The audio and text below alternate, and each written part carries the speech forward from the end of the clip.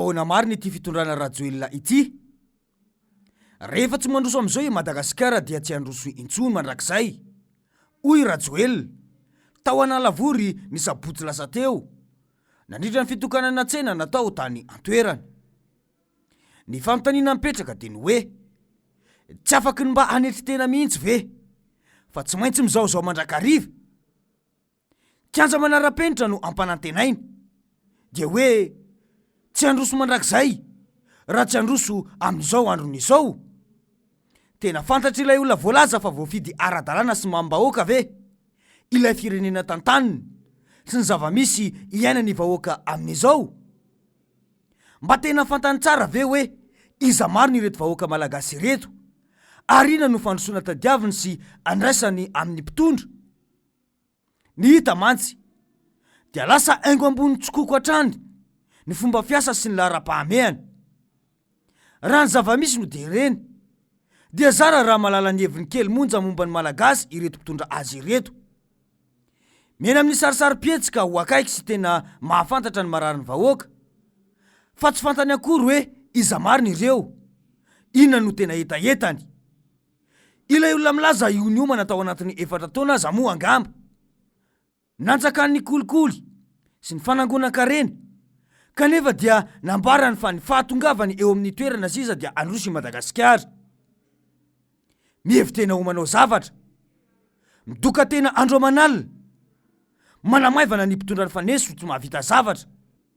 Tsy azo lavina fa izy no filoham-pirenena namotika indrindra an'ity Madagasikara ity.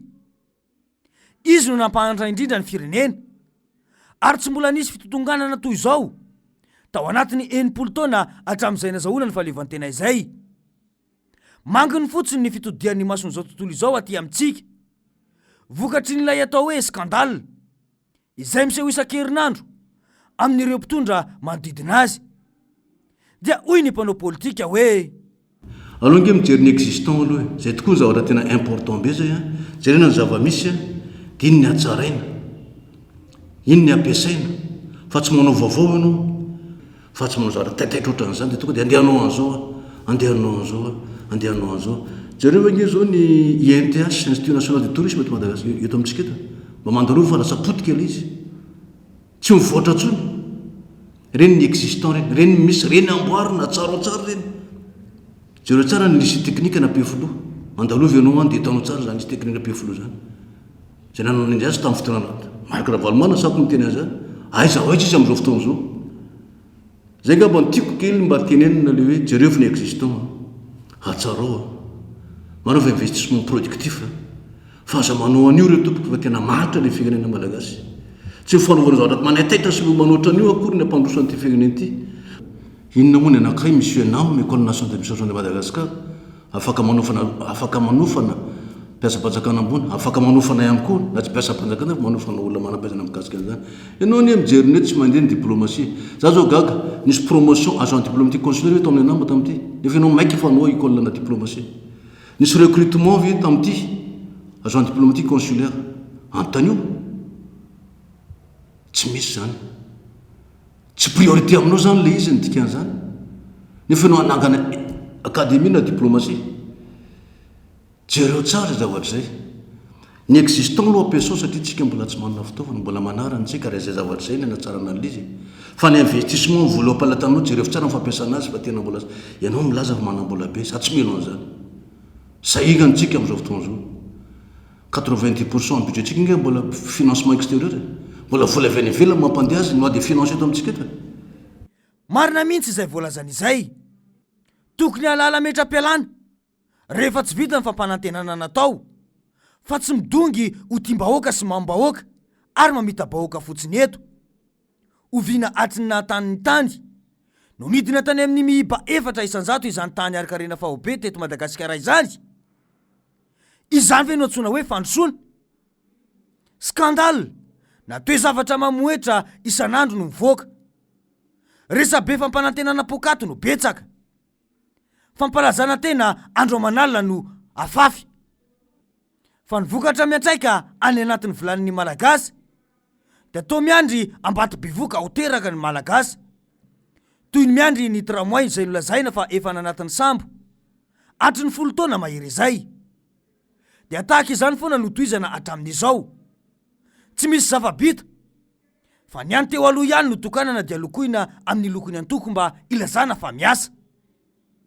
Ilay 3 andro ny ilazana fa ampidinana ny vidin-javatra ilain'ny vahoaka moa dia nanjavona tsy hita ny toyny hatramin'izao. Dia hoy hatrany ny mpanao politika hoe fitokanan-javatra fitokanan-javatra tena anao teo continuité de l'état zay ny zava-misy am'izao ary sy tokony hamegnatra zany. Raha za aloha zany ny filao républicain teo dia zay tsara natao am'teo aloha toizana fa zay ratsy arenina dia milamina tsiketo ka amiko zany de miverina am'le résolution tamin'ny 23-24 août zany zay tery amin'ny bypass hoe tokony ametra-pialana zany na tsy maintsy mametra-pialana ny filao république rehefa tsy navitan'le contrat ny EM satria igny ane contrat programme anisan'ny tena nitiavan'ny vahoaka azy hoe velim-panantenana fa misy an'izany zany azonao ka izay zavatra zay zany mbola miverina teo am'le resaka hoe raha sy tanteraka ny contrat programme zay ny fanarana tamin'ny vahoaka izy rehetra mihitsy ane ao anatin'ny EM io donc zany rariny zany raha mitaky ny fametra-pialana tsy ny mpanohatra rery ihany tsy ny avaty rery ihany fa reo vahoaka mody tsy miteny reo majorité silencieuse reo de fa izay ny menimeny vahoaka ena ekena daholo ihany zany hoe nisy coronavirus ekena zany fa zany kosa sy midika hoe de tsosy zava-bita mihitsy anao eto zany ny fanaovana foto-drafitrasa ho ao dia asan'ny administration mpanjakana magneran-tany olova ho an'ny taranaka faramandimby. Ny tsikaritra dia efatra any amin'ny tetezamita farany teo no nampalaza izao fitondrany izao amin'ny fanodinana saim-bahoaka na ny fanaovana diversion. Teo ny resaka bomba teny Masay izay nahatonga solonanarana jeneraly malaza iray mihitsy hoe jeneraly bomba. Na ireto afaka iresa-pirenena sy ny tafika matanjaka teto amin'izao tontolo izao aza niaiky mihitsy tamin'ny fotoan'andro ny hoe mafy ry zareo any Madagasikara any fa fotoana vitsy dia asarina hatramin'ny olon-dratsy ny konikonina anapoaka bomba sy ny mombamomba ilay bomba ary ny saika natao tamin'ny rehetra. Nandeha koa ny fahaverezany satroboninahitry ny mpanjaka nolazaina fa efa fantatra ireo nakazy ary norahona na anatitra izany moramora saingy iarandrehetra mahalala ny toy ny hatramin'izao taona 2024 izao fa tsy mbola tafaveriny izany satroboninahitry ny mpanjaka izany noho niteraka ahihany maro indray tao anatin'izao taom-pitondrana vaovao izao ny isan'ireo maty ny coronavirus tany ampiandohany ity valana retina ity. Dia nahita izany nanangana Colisée tao anatin'ny rovo izany indray ny fitondrana ankehitriny na de efa fotsorora aza ny akamaroan'ireo manam-pahaizana momba ny vakoka isan-tsehatra nilaza fa tsy manana roy ara-tantara amin'ny civilisationna grika ny civilisationna malagasy. Nandalo teo daholo ny raharaha volamena teo amin'ny 70 kilao, ny doublon, ny écran plat, ny bonbon sucette. Fa de nahita resaka andinana saim-bahoaka hatrany mba tsy fantohany ny besin'ny maro tamin'izany resaka rehetra izany. Mafy dia mafy ankehitriny mamafa ny akon'ilay raharaha minisitra mifanakaiky loatra amina mpanakanto iray sy ny resaka pobasy teny Ambatobe. Dia nisy indray ty resaka volamena tsy ay namody ny ampangana na teny ny ampangana teratany karana sy député ity. Filma sy cinéma moa ny tena matetika amaritany mpanara-baovao ireo tranga ireo fa rehefa dinina ihany koa ny famaritana ny atao hoe tantara andam-piazo na teatra dia hitany tombo ireo manam-pahefana malagasy nanao teatra ankehitriny.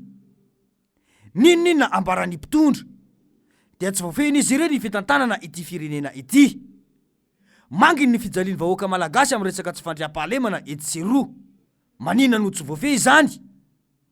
Ity mantsy no fanadiadiny ny mpanao gazety. Tato anatin'ny 3 andro trangana fanafiaina roa no niseho. Ny iray ny asabotsy teo anelanelany Bernony Sikanja amin'ny lalam-pirenena fahafito indy tokony ho tamin'ny 10 alina tany hoany.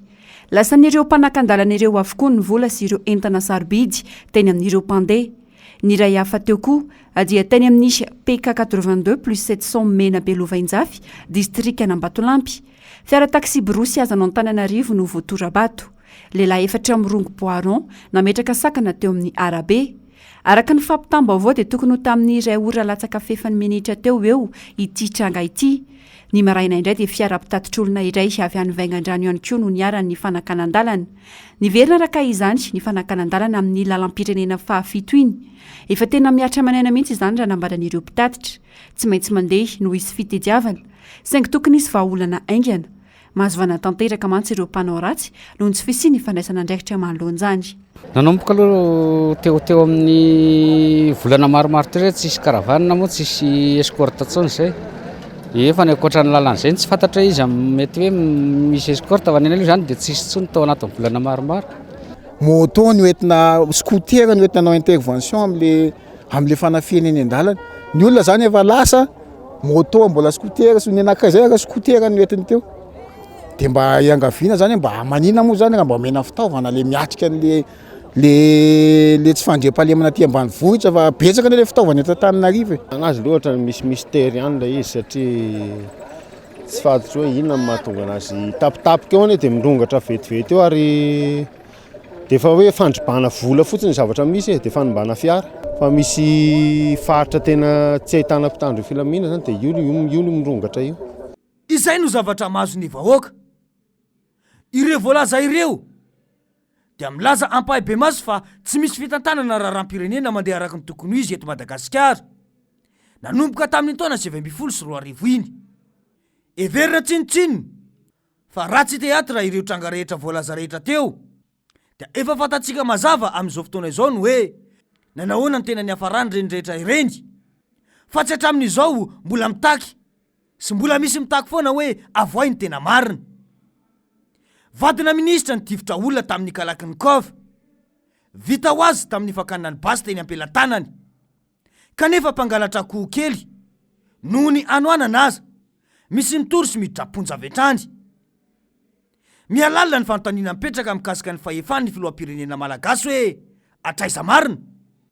Mpiara-mitantana tsy mitsatra ny ipoiran-javatra manimba endrika fitondrany izao. Kanefa dia tsy ahitanteny akory ny filoha manoloana izany rehetra izany. Raha olona madio ka tena mifantoka tamin'ny tombotsoa ambonin'ny firenena, io filoham-pirenena io, dia nandray andraikitra avetrany fa matoto sa mandray fepetra dia ao raha efa niparitaka tany anatin'ny tambajotra serasera ireo rakipeo mandraona anagadra-pitsara ary tsy vitan'izay fa mbola mandraona anala jeneraly amin'ny toerany afaka herinandro ihany koa. Efa ny prefe izao no manamarina fa nisy ilay pobasy kanefa dia nijanona hatreo amin'ny fanagiazana ireo fitaovam-piadiana fotsiny raha fa tsy nisy na dia fanesorana ilay mpiara-miasa tamin'ny andraiky ny fotsiny ihany aza.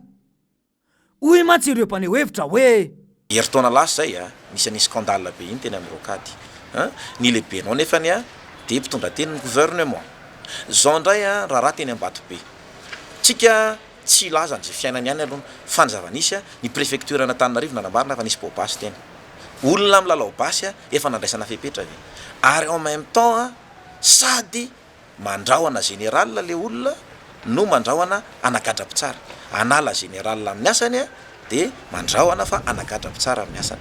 Mazava be le zava-misy ankehitriny tena mizarazara mpanao gazety voalohany. Faharoa ny politizen-dramatoa ministra tanteraka ny tontolon'ny asa fanaovana gazety akoatra ny scandale zay mitranga etsy eroa dia mipetraka ny fanontaniana hoe mahalala ny antsipriany dossier momba ny Rajoelina koa ve ireo olona ivoahany ireo dossier tsy ankijanona ankehitriny ireo ka raha voalana amin'ny toerany dia ampitodika sy anao ampamoaka amin'ny filoham-pirenena ihany koa. Any anatin'ny fandaminana asa sy fifehezana ny ekipany aza moa dia io iaraha mahita io fa tena tsy voafen'ny Rajoelina ny ekipany. Mbola zatra fitondrana teteza mita ve ka samy manao zay saim-pantany.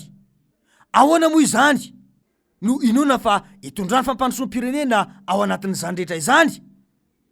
Nahoana ny filan-kevitry ny ministra no tsy miresaka ity tranga amin'ny tanany sain'ny maro ity. Efa ho ray volana angarangidiny izay. Mampametra-panontaniana ny maro.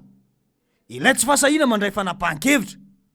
Sa ve sary-bakolo fotsiny Rajoelina fa feheziny ekipany amin'ny fitantanana ity firenena ity. Izay tokoa ilay fahefana tsy azo tamin'ny fahamarinana. Saingy ny mampalahelo dia ny vahoaka malagasy no mizaka ny vokany. Ho familiana resaka indray izao ny ilazana fa ho avy ny teleferika. Ampidina ny vidiny vary ve izany?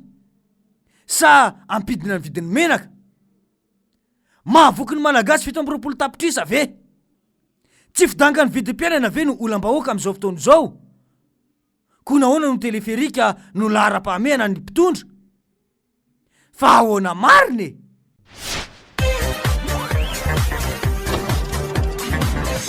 Ahoana mariny?